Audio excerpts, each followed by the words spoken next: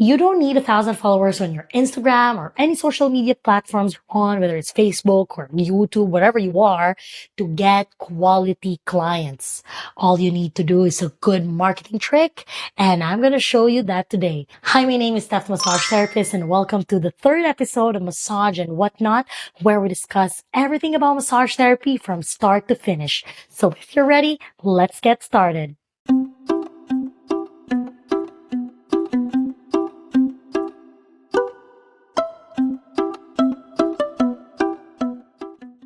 Yes, you've heard it right. You do not need 1,000 followers to build your business.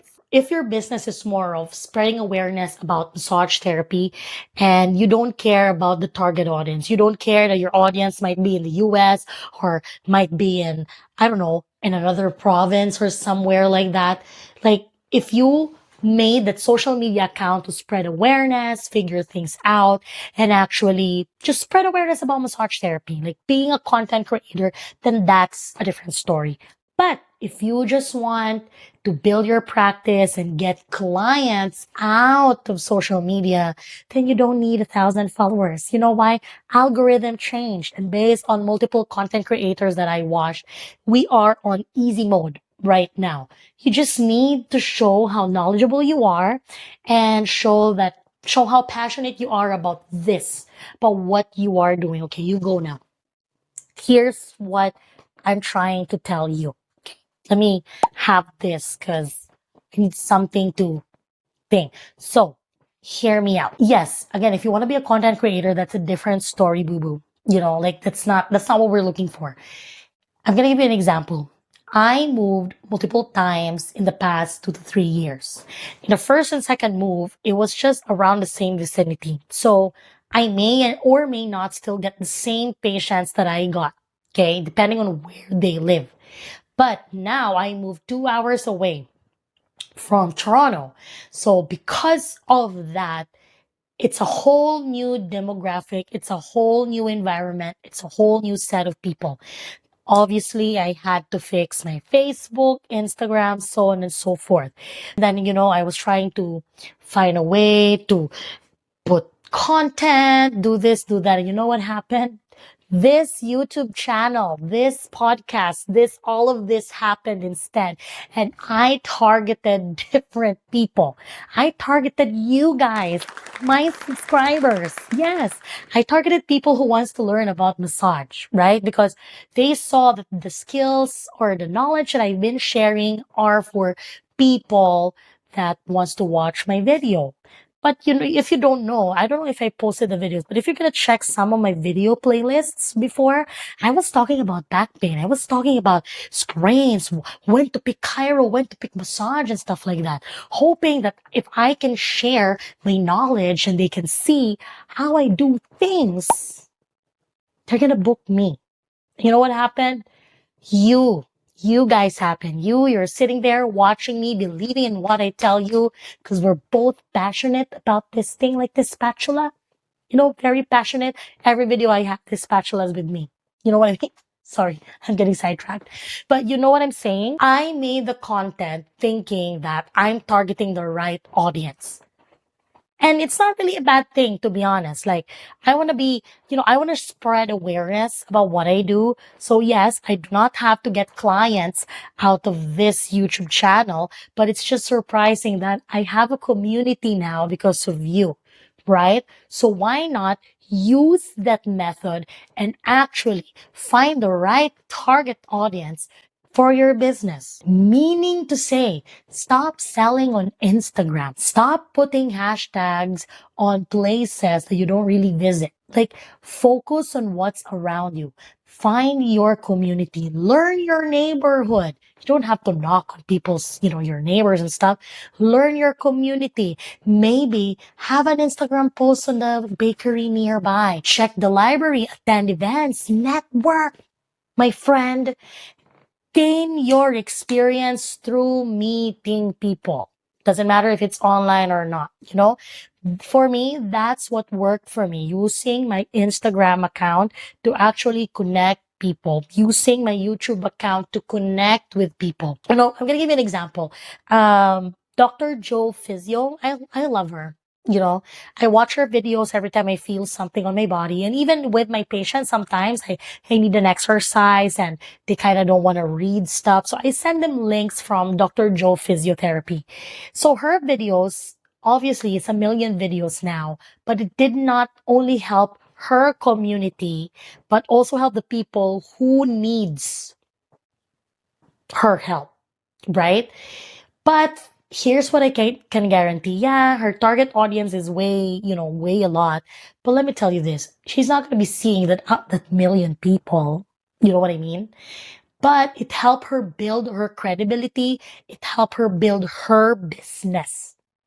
You know, I'm sure wherever she lives in the US, she's probably have a solid clientele when she started that, connecting her knowledge, showing it for free and giving it to people, like once people trust what you say, it's gonna be easier. So you understand what I'm saying? That's why I'm saying you do not need 1,000 followers to build your community. You just need one person to trust what you're saying. I'm not saying you have to lie so they trust you. Show your skills. Show what you've got. Make it make sense. Show that you care. Not just fake care. Like actually show the real you. Offer things that can help people. That's why you built the business, right? To help people again, money second or third, whatever. People know. I'm telling you, people know. So let me go back to my story. Once I moved 2 hour away in a very small town, what happened? Okay. I did make some posts, but more of like, instead of posts about what's massage, how can massage help you, blah, blah, blah. I posted about my availability. Straightforward. Hey, I'm a new massage therapist. These are my services. Nice to meet you. You know what? After maybe a few hours, I got maybe 3 bookings from that. And the next step is I show them my skills. Again, if you looked at my first and second episode, we were talking about it. Hone your skill, hone your craft, right? Because this is now the ultimate test that's going to happen. Seriously. It's not the actual test that you took to become a massage therapist. The actual test is if the clients or the patients would love you. Right? So what happened? Those 3 patients are my clients until this very day. I moved here last year of June. I'm almost a year in and my schedule is packed. Again, there's a lot of factors of that. Maybe it's my demographic. It's a small town. There's a supply and demand kind of thing. But on my second move, I was in a very different neighborhood too. Not all of my old patients came and follow me, right? But I had the same situation. I did the same thing. I used my social media to enhance and show that, hey, my name is Steph. These are the things that I'm offering and this is how I can help you.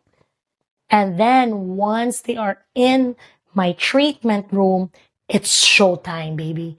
I need to show what I've got. I need to show how I can help this patient. And that's how I figured it out. And I never got that from 1,000 followers. Seriously. All you need, at the end of the day, you want to grow your business.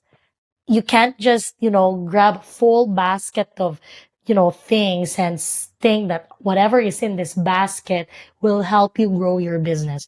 What if in that basket there's a drill or there's a hammer? Do you really need it to massage people?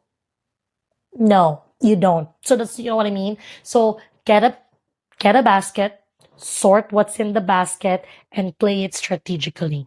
Again, if you're becoming a content creator and you want to spread awareness, that's a different story. It's a good thing, actually. If you just want to grow your massage therapy business, right? You don't worry about so much social media. Focus on your target audience. Know who you want to serve. Know who you want to help. And from there, try to find them. Once you find them, you're going to figure it out. Here's another thing. Social media is for awareness. You can't just sell on social media, especially now that people loves to get reviews because some people are scammers. I'm sorry, I have to say it.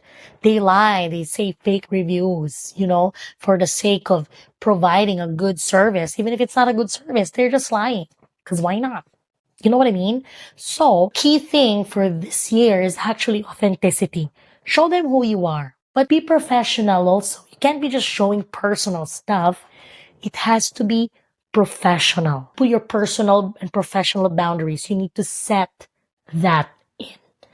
You can be very passionate, but not too passionate that you cross that line. And that's why I think having 100,000 followers is not always the best thing. Again, if your goal is to become a content creator, spread awareness about how massage therapy is, spread awareness, spread the good vibes about massage therapy, then yeah, go ahead. But if you just want to grow your business and actually get massage clients from social media, use it properly. Find your target audience. Make sure that your content matches your target audience. You can't be putting out content that your target audience won't do. I'm gonna give you an example. You want to focus in sports, but the content you're posting is about relaxation massages. You're gonna target the wrong people.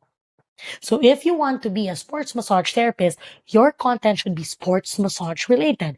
Maybe show them stretches before a pregame. What hydrotherapy should they do on a pregame stuff?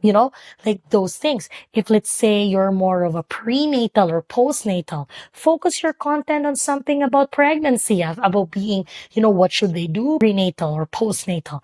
If focus on infants or babies, focus your content with that. Dumb it down, niche it down. Yeah, but Steph, YouTube said, you don't niche it down. For me, niching is good when you want things locally, when you want to target people, when your goal is simple, where you really want to just, get your neighbors or find a community where you belong, then yeah, go there for sure. But again, if you want to be a content creator and be famous and so on and so forth, then obviously that's a different story. That I can't guarantee with you because I don't have 1,000 followers yet. But what I can attest to you is that I have 300 something subscribers in YouTube. Okay. And I'm so happy for you guys because you know why? I realize that my passion is in teaching is the right thing for me to do. I love teaching. I've been teaching for not a long time, but I've been teaching for quite some time. And a teacher is always a teacher. I love teaching. Even when I'm treating someone, I teach. But I realize that many other people like you who's listening to me or watching this video podcast right now, you're here because I have something valuable to give you. Yes, one day this video would reach you and you're gonna realize, yeah, Steph has 1 million followers now. My God, I'm manifesting. But you know what I mean? I didn't grow from, by the way, most of my followers are not my friends. I never really told them about my YouTube account. You found me for a reason because you are my target audience. I'm making this because you should be a part of my community.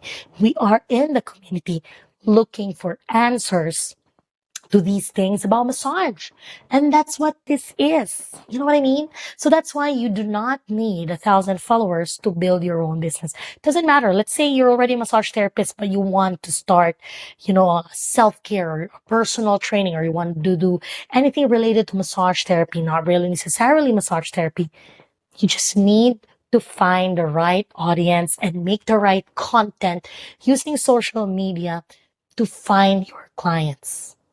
Again, if you reach 1,000 or 100,000 or 1 million followers because of how passionate you are, congratulations. But if you want to start small, don't get discouraged. Social media is something that you should use to grow your business. But again, remember the boundaries. Okay, people don't need to know your business. Your personal business. Be professional at all times. Don't be like, so funny because I actually watched some of my videos and my hair looks like wonky, like this. I'm not, I'm right now. But you know what?